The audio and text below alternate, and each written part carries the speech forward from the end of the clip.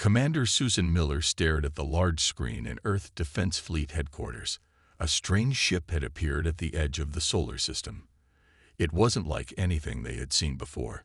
The ship glowed with a soft blue light and moved in ways that human ships couldn't. "Should we send fighters?" asked Lieutenant Paul Gomes, his hand hovering over the alert button. Susan shook her head. "Not yet. They're keeping their distance. Let's see what they want." The room fell silent as a light blinked on the communication panel. Someone was calling from the alien ship. "Put it through," Susan ordered, straightening her uniform. The screen flickered and showed a tall, thin being with pale silver skin and large, dark eyes. It wore what looked like flowing robes made of light. "Greetings, humans of Earth. I am Ambassador Zorix of the Galactic Council. We mean no harm." Susan took a deep breath. First contact. This was the moment humanity had both hoped for and feared. "I am Commander Susan Miller of the Earth Defense Fleet. Why have you come to our solar system?" The alien's expression was hard to read, but its voice sounded almost sad. "I come with information and a warning. Your species has been under observation for many centuries." Whispers broke out among the officers in the room. Susan raised her hand for quiet. "Observation? By whom?" "By the Galactic Council, an alliance of over 300 spacefaring species. We monitor developing worlds, especially those like yours." "Like ours? What does that mean?" Susan asked. Zorix tilted his head. "In our classification system, Earth is what we call a death world, a planet with high gravity, extreme weather patterns, dangerous wildlife, and other survival challenges. Species that evolve on such worlds develop certain traits."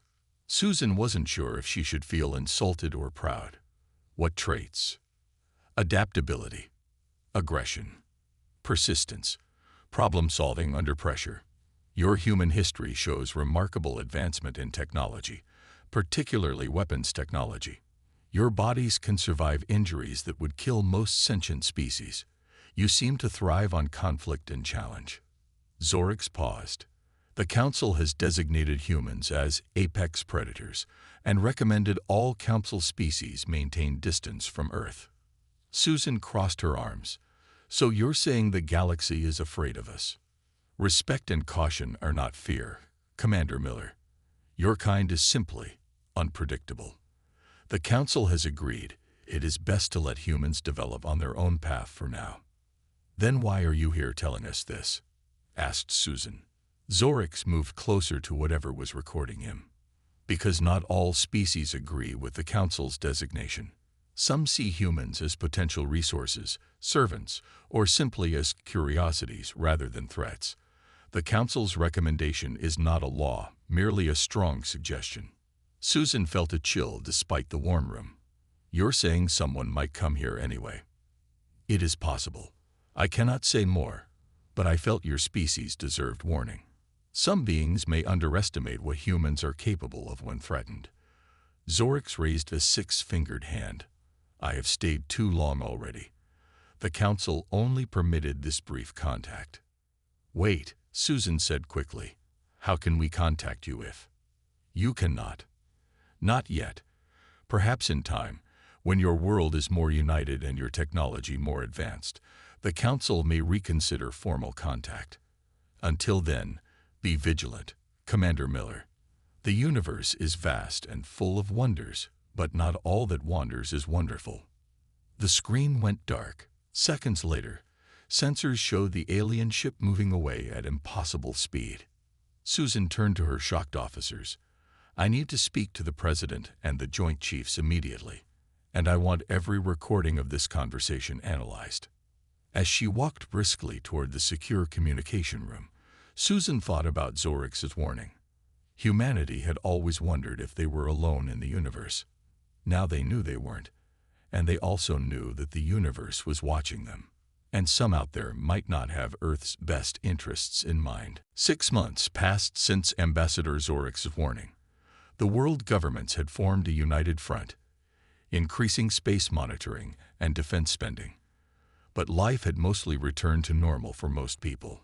Many even began to wonder if the alien visit had been some elaborate hoax. Susan Miller, now Admiral Miller after her promotion, never doubted. She spent her days reviewing space defense plans and her nights looking at the stars from her apartment balcony. The call came at 3:17 in the morning. "Admiral, you need to come in now," said the voice of her aide, Lieutenant Gomes. "They're here." Susan didn't ask who they were. 30 minutes later, she stood in the command center watching the main screen. Above Earth, a fleet of strange ships hung in orbit. They looked like giant crystals, catching and reflecting sunlight in rainbow patterns. "How many?" Susan asked. 23 ships that we can detect," said Captain Laura Bell, the night shift commander. "The largest is about half a mile long. They arrived together, just appeared out of nowhere." "Any communication?" As if in answer, all the screens in the command center flickered. A face appeared. If you could call it a face, it looked insect-like, with large compound eyes and moving mouth parts. Its skin was blue-green and seemed to shimmer. "People of Earth," the creature said, its voice oddly musical despite its appearance. "I am Hive Commander Vexera of the Kirill Collective. We come in peace and with great interest in your world." Navy Admiral John Carter burst into the room, followed by several government officials. "Are we broadcasting back?" he whispered to Susan. She nodded. "Audio and video, sir." Admiral Carter straightened his uniform and stepped forward. "This is Admiral John Carter of the United Earth Navy. Why have you entered Earth space without permission?" The insect-like being made a movement that might have been a shrug. "Permission? From whom would we need permission? You have no formal treaties with any galactic power." "We were informed by the Galactic Council that our system is off-limits," Carter said firmly. Vexera's mouthparts clicked rapidly. "The Council has no authority over the Kirill. We are an independent species with our own interests. And you, humans, interest us greatly." Olivia Wright, the Secretary of Global Affairs, moved beside Carter. "What kind of interest?" she asked cautiously. "The best kind. Scientific and cultural exchange. The Council has labeled you as dangerous predators, but we see you as fascinating potential allies. We collect and preserve biological diversity across the galaxy. Your species represents unique adaptations we wish to study and celebrate." Susan didn't like the word collect. She caught Carter's eye and made a subtle cutting motion across her throat. Carter nodded slightly. "Commander Vexera, we appreciate your interest, but we need time to discuss this among our world leaders. Would you be willing to maintain your current position while we confer?" "Of course. Take all the time you need. We are patient. We have waited many cycles to meet humans. A few more rotations of your planet matter little." The screens went back to normal. Carter immediately ordered, "Get the President and the Security Council online. And I want all defense systems ready, just in case." In the emergency meeting room, debate raged. Some saw opportunity in the Kirill's arrival, a chance for advanced technology. Others remembered Zorix's warning. They specifically mentioned that they ignore the Council's authority. Susan pointed out, "That alone should make us cautious." "But they haven't shown any aggression," argued General Peter Lewis, "and think of what we could learn." "Or what they could learn about us," Susan countered. Secretary Wright tapped her pen thoughtfully. "Perhaps a limited engagement.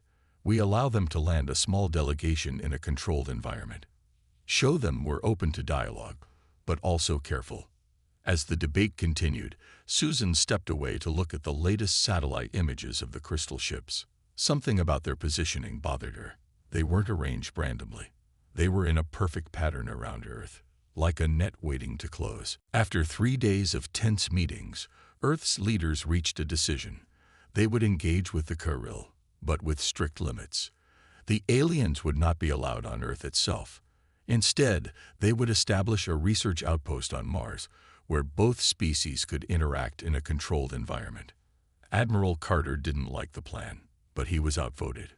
Too many people see dollar signs when they think about alien technology, he told Susan as they left the final meeting. At least we got the Mars Compromise, Susan replied, and they agreed to my suggestion about having military personnel at the outpost. The Kirill accepted Earth's terms with surprising eagerness. Within 2 weeks, both human and Kirill ships landed on the Red Planet. The aliens helped build pressurized domes where they could interact with humans without special suits.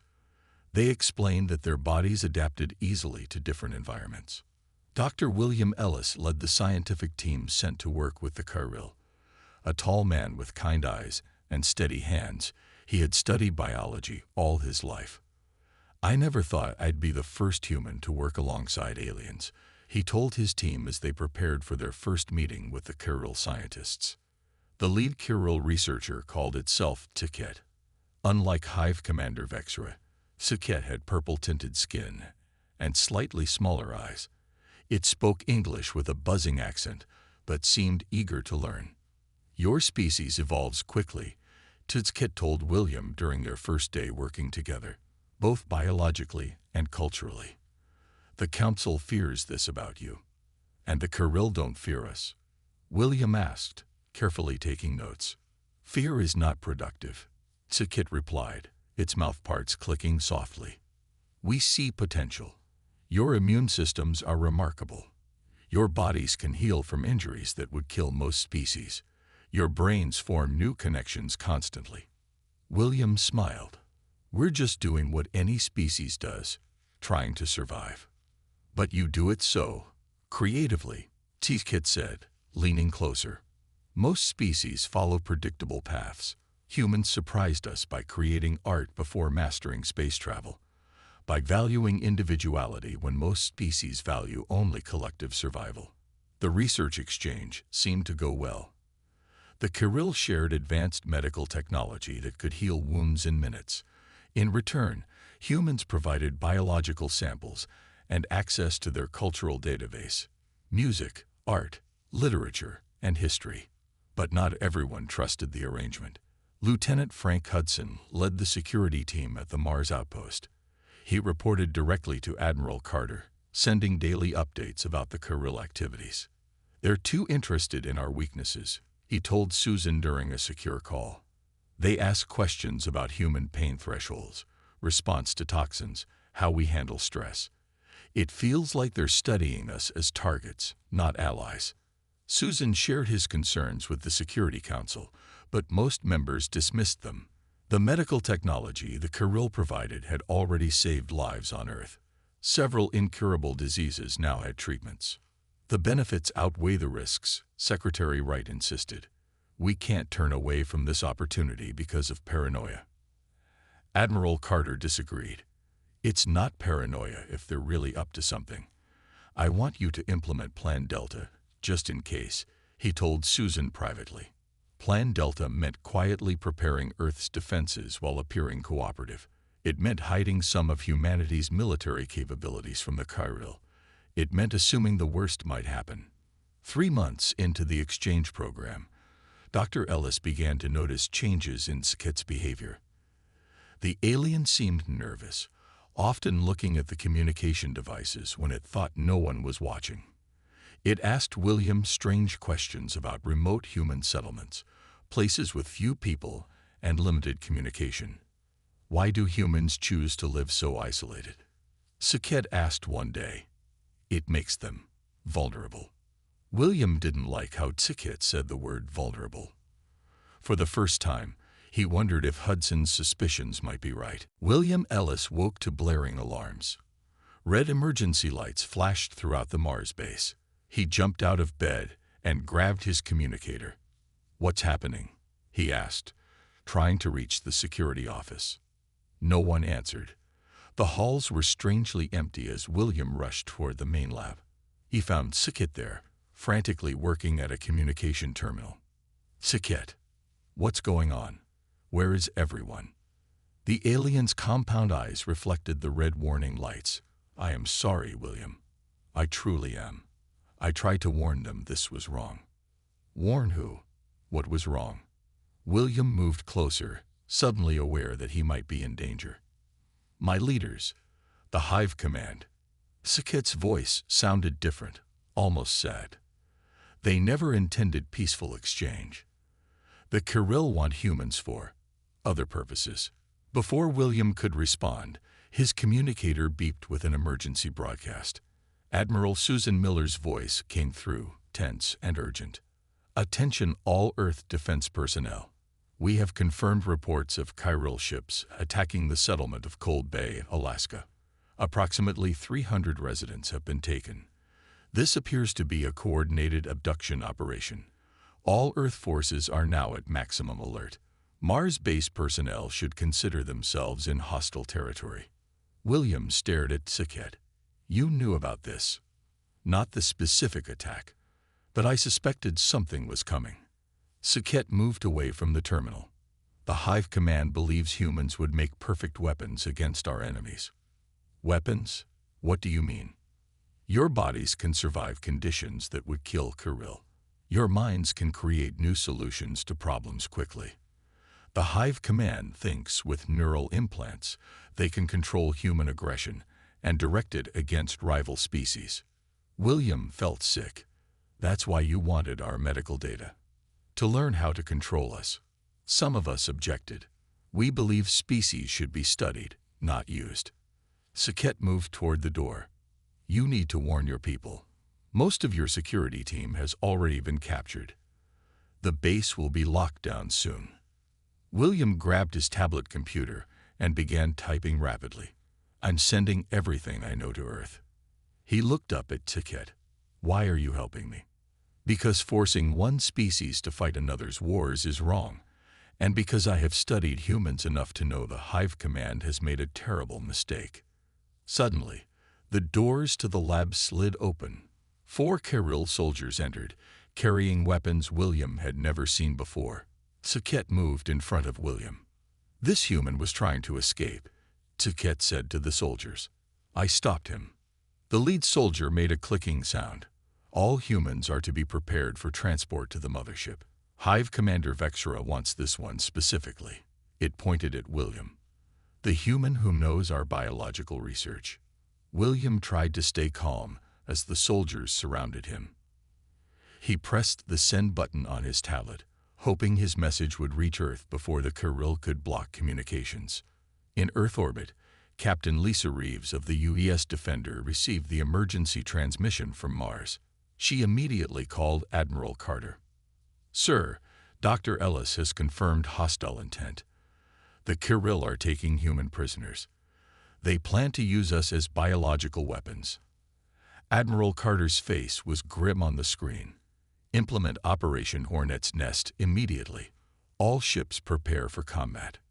Lisa nodded. "What about the Mars base personnel?" "Lieutenant Hudson has a stealth team prepped for insertion.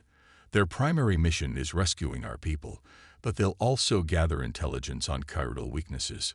Lisa looked at the tactical display showing the positions of the Kirill ships. They had begun to move, forming a new pattern around Earth. "They think we're helpless," she said quietly.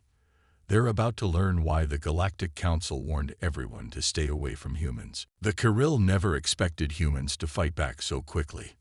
They thought Earth's military would take days to organize a response. They were wrong." Admiral Carter had been preparing for this moment ever since Zorix's warning. Operation Hornet's Nest was a plan created specifically for alien invasion. It used technology Earth had kept secret, devices built by studying pieces of alien probes that had visited Earth over the centuries.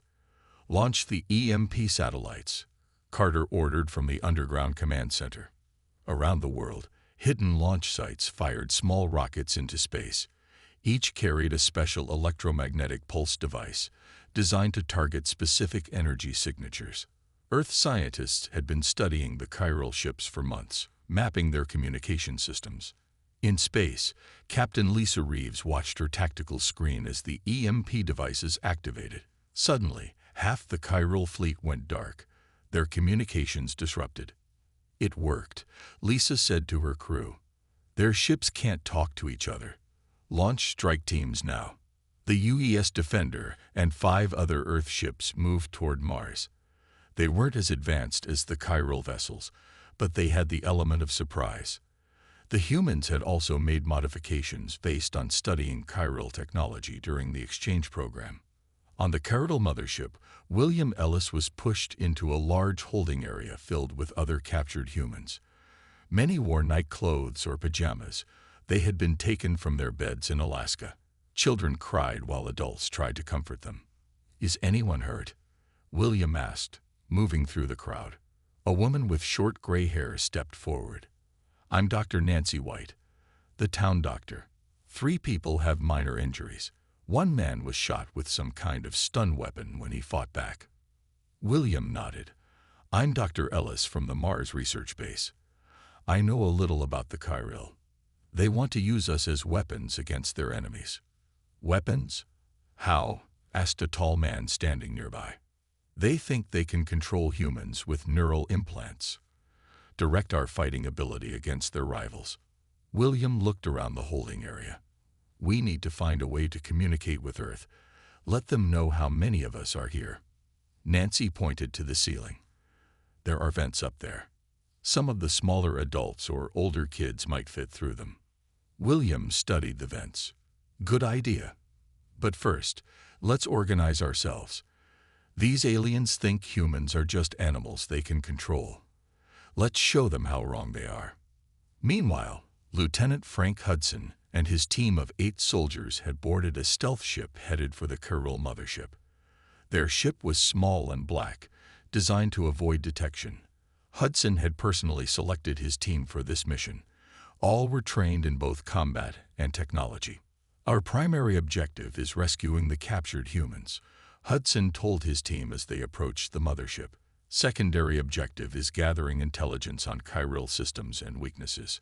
One of the soldiers, Sergeant Kimley, checked her weapons. "How do we get inside that thing?" "It's massive." Hudson pulled up a holographic display. Dr. Ellis's transmission included partial schematics of chiral ships. "They have emergency docking ports here and here." He pointed to spots on the display. "We'll use magnetic clamps to attach near this port, cut through the hull, and enter." On Earth, Admiral Susan Miller coordinated with military forces around the world. The chiral had sent landing parties to several major cities, but they found prepared defenders waiting for them.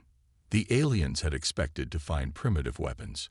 Instead, they faced soldiers using technology reverse-engineered from crashed alien probes and their own shared technology. "They're retreating in London and Tokyo," reported an officer at Susan's command station. "Beijing forces have captured 3 chiral alive." Susan nodded. "Tell all commands to try to take prisoners when possible. We need information." She turned to another screen showing the space battle. "How's Captain Reeves doing?" "The Defender has reached Mars orbit. They're engaging 2 chiral cruisers." Susan watched the battle unfold on her screens. Earth ships were outnumbered and outgunned, but they were fighting with unexpected tactics. The chiral clearly expected humans to attack head-on. Instead, Earth ships darted in and out, striking weak points and then retreating. "The chiral are learning why the Council warned everyone about humans," Susan said quietly. "We're at our most dangerous when backed into a corner." Lieutenant Hudson's team cut through the outer hull of the chiral mothership with laser tools. The metal melted away, creating a hole just big enough for the soldiers to slip through one by one. Inside, the air was breathable but smelled strange, like cinnamon and metal. "Masks on," Hudson ordered quietly. "We don't know if there's anything harmful in here." The team moved silently through dim purple corridors. The chiral ship was huge, with high ceilings and walls that seemed to pulse with light. They followed the schematics Dr. Ellis had sent, heading toward the area marked as biological containment. "Movement ahead," whispered Sergeant Lee, pointing to a junction where 2 chiral guards stood. Hudson signaled for the team to wait, then took out a small device. It was designed to mimic chiral communication signals. When he activated it, the guards' attention turned toward another corridor. They clicked to each other and hurried away. "Nice work. Lee said as they moved past the now empty junction. Hudson nodded. Let's find our people and get out of here. Meanwhile, deeper in the ship, William Ellis had organized the captured humans into groups. The children and elderly were kept in the center, while stronger adults formed a protective ring around them. They had discovered that the Kirill avoided physical contact with humans whenever possible. They seem almost afraid to touch us, Nancy told William as they watched guards deliver food through small openings in the wall. Maybe they think we're dirty or dangerous. Or maybe they know something we don't. William replied thoughtfully. Sakit told me that human biology is unusually robust compared to most species. A young man named Sam joined their conversation. I was able to get into that vent system. It goes all over this section of the ship. There's some kind of computer room 3 chambers down. It has screens showing Earth. William's eyes widened. Can you get back there?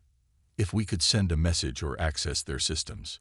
I can try, Sam said, but I don't know how to use alien computers. Nancy pulled a small metal pin from her shirt. Take this. If you can find something that looks like a data port, try to short it out. Maybe it will cause a distraction, at least. As Sam slipped away into the vent, William continued planning with the others. They collected items that could be used as weapons. Pieces of metal from beds, strips of fabric for slings. If rescue didn't come, they would try to fight their way out. On another level of the ship, Hudson's team discovered something unexpected. A vast chamber filled with data terminals and glowing screens. It wasn't on their map. This looks important, Sergeant Lee said, scanning the room with her device. Massive data storage. Maybe their main computer. Hudson made a quick decision. Jones, Martinez, see what you can download from these terminals. Everyone else, secure the room. The 2 tech specialists began working on the alien systems. After a few minutes, Martinez looked up in shock. Sir, you need to see this. It's some kind of historical record about Earth and the Galactic Council. Hudson moved to the terminal.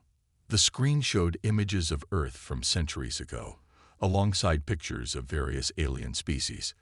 The text was in an alien language, but Martinez had activated a translation program. According to this, Earth wasn't just quarantined recently, Martinez explained. It happened thousands of years ago, after early Council explorers encountered human warriors. Warriors? Like ancient armies? Hudson asked. Yes, sir. Apparently a Council research team met some kind of ancient human civilization. The humans killed half the research team before they could escape. The survivors reported the humans fought with savage determination unlike any known species. The Council voted to seal off our solar system until humans either destroyed themselves or evolved past aggression. Hudson stared at the screen. So the Council has been watching us for thousands of years, hoping we'd either die off or become peaceful. Yes, sir. And there's more. The Kirill have been planning to use humans as weapons for decades. They want to start a rebellion against the Council, and they think controlled human soldiers would give them the advantage they need. Hudson downloaded everything they could from the system. We need to get this to Admiral Carter. And we need to find those prisoners. Just then, alarms began to sound throughout the ship. A Kirill voice spoke over the communication system in their clicking language. Hudson didn't need a translation to know they had been discovered. In Earth orbit, Captain Lisa Reeves and the crew of the UES Defender engaged the Kirill ships. What the aliens didn't know was that Earth ships had been designed with special shielding based on technology found in crashed alien probes over the years. Target their engine sections, Lisa ordered. Remember, we want to disable, not destroy.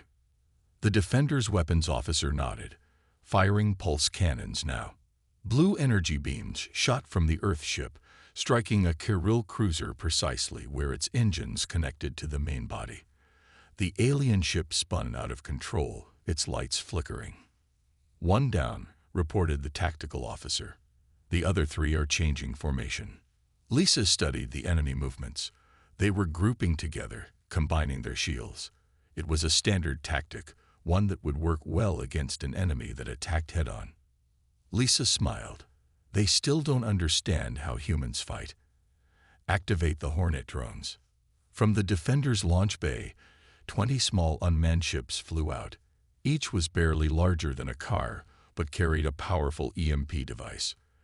The drones darted around the Kirill formation, confusing their targeting systems. While the battle continued in space, Ambassador Zorix arrived at the edge of the solar system with 3 Council observation ships. The Ambassador had expected to find human civilization being crushed by the Kirill. Instead, the Council ship's sensors showed something very different. "Impossible," said one of the Council scientists, a tall reptilian being. "The humans are defending themselves effectively against Kirill technology." Zorix watched the sensor displays with growing amazement.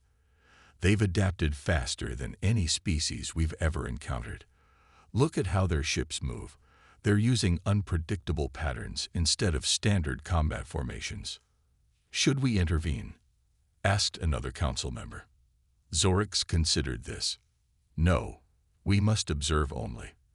The council voted not to interfere with Earth, but Zorix paused, thinking. Record everything. This may change how the council views humans in the future. Inside the Kirill mothership, Lieutenant Hudson's team raced through corridors as alarms sounded. They had downloaded vital information about the Kirill plans and needed to find the human prisoners. "This way," Hudson said, following the map on his device. "The holding cells should be just ahead." As they turned a corner, they came face to face with a group of Kirill soldiers. Both sides froze for a moment, surprised. Then everyone moved at once. The Kirill raised their weapons, but the humans were faster. Hudson and his team fired first, using stun weapons that knocked the aliens unconscious rather than killing them. "Check for injuries," Hudson ordered as they secured the corridor. Sergeant Lee pointed ahead. "Sir, I hear human voices." They ran to a large door at the end of the hall. When they forced it open, they found the captured humans already in the middle of their own escape attempt. William Ellis and the others had fashioned makeshift weapons and overpowered 2 Kirill guards. "Lieutenant Hudson," William called out, relieved. "Perfect timing." "Dr. Ellis," Hudson nodded. "We need to get everyone to our ship. The Defender is engaging Kirill forces in orbit." As they organized the civilians for evacuation, another alarm sounded. This one was different, more urgent. "What's happening?" William asked. Hudson checked his tactical device. "That's a ship-wide alert. Something big is happening." He activated his communication link. Hudson to Defender. "What's your status?" Captain Reeves' voice came through, distorted by static. "Lieutenant, we've disabled 4 Kirill ships. The others are retreating, but we're picking up new signals at the edge of the system. More ships are arriving." "Reinforcements?" Hudson asked, concerned. "Unknown, but they're not Kirill design. Stand by." There was a pause, then Reeves continued, "Lieutenant, you need to hurry. Our sensors show the mothership is preparing to jump to light speed. They're trying to escape with the prisoners." "Not if I can help it," Hudson replied. He turned to William. "We need to disable their engines. Any ideas?" William thought for a moment. "The research data I collected showed their main propulsion system is 4 levels down. If we could reach it." A voice interrupted them. "I can help you." Everyone turned to see Saket standing in a side doorway. "I know the quickest way to the engine core." Hudson raised his weapon. "Why should we trust you?" "Because Vexra's plan will start a galactic war that will destroy many worlds, including yours," Saket replied. "And because not all Kirill agree with using other species as weapons."